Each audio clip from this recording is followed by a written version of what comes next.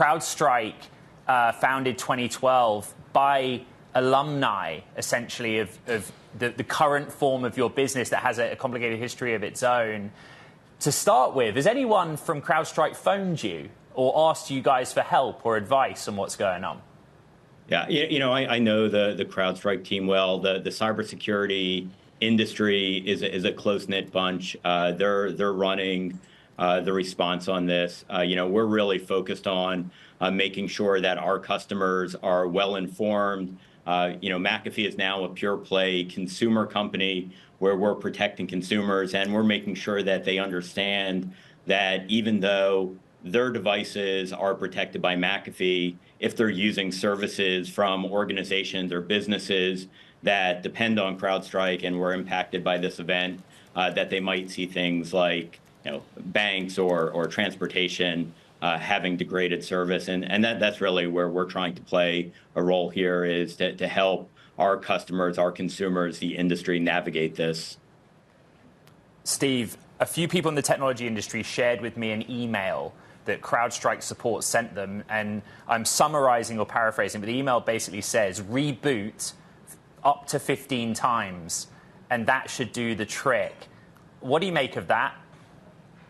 When there are issues, putting together procedures to get organizations back in business can have many different forms. I think one of the things that I'd caution is my understanding in this particular case, there are a wide range of situations that an organization might be in with a wide range of recovery procedures. The one that you're outlining, it's certainly plausible that it's one of the scenarios. But what I would say is, we as an industry will learn from this. We always do. If I reflect back to WannaCry back in 2017, coming out of that, we changed the way that we secured our networks. We changed the way that we secured our environments, and we learned. Back into the 90s when we had some of the big worms, we learned. So it's going to happen again.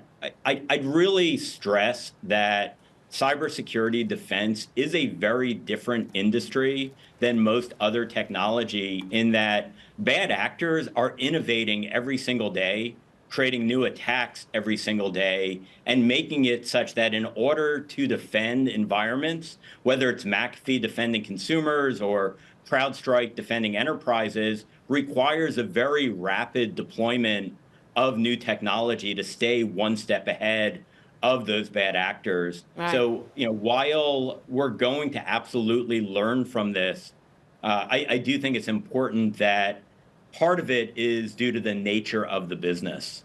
So basically, get used to it is kind of what you're telling us, Steve.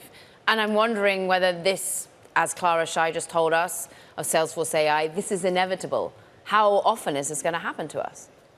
Yeah, I don't know that I would say it's inevitable. I do think that there are some unique characteristics. I'd put it this way. If we're going to drive cars at 70 miles per hour on roads, we know that people are going to get injured, and that doesn't mean that we shouldn't focus on auto safety. I think we're in the exact same world here. There are technologies like AI that bad actors are using to create more and more lethal attacks.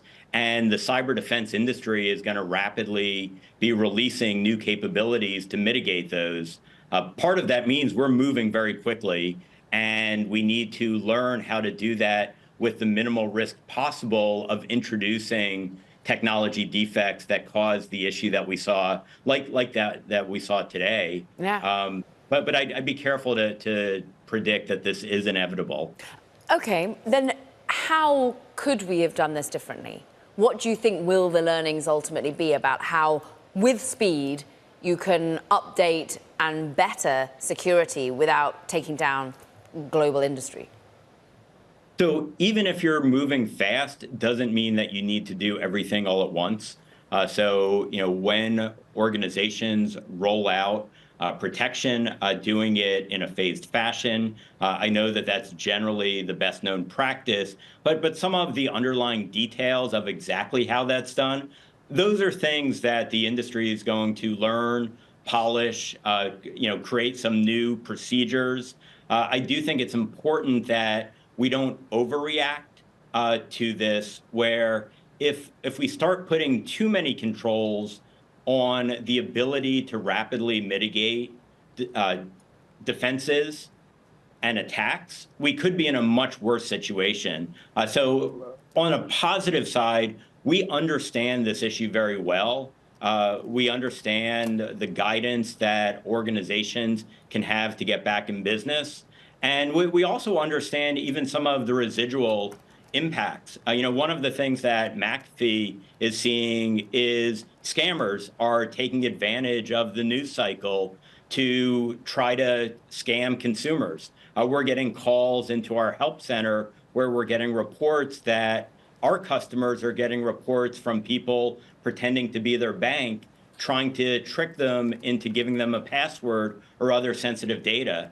So it's even those angles that we need to educate the world that in a complex digital world, we really need to be on our guard across the spectrum of enterprise and consumer.